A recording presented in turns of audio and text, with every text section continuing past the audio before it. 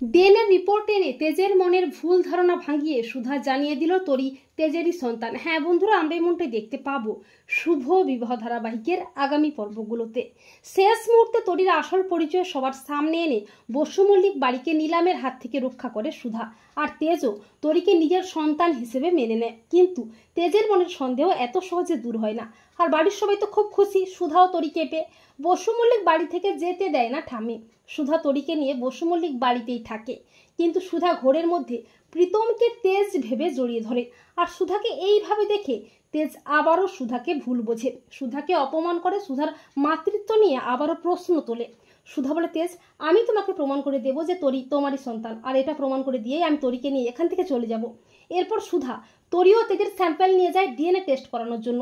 DNA test হয়ে যায়, DNA টেস্টের রিপোর্টও চলে আসে, তাতে স্পষ্ট লেখা থাকে তরির বায়োলজিক্যাল বাবা তেজ বসু মল্লিক।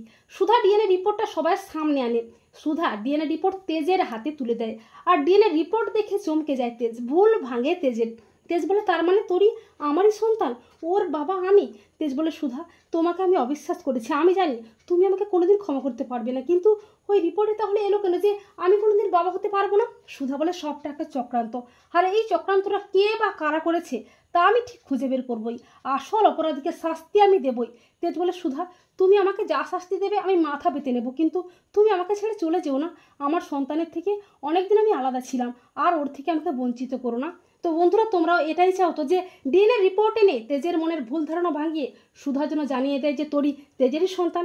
কমেন্ট করে এক্ষুনি জানিয়ে দাও তোমাদের মতামতটি।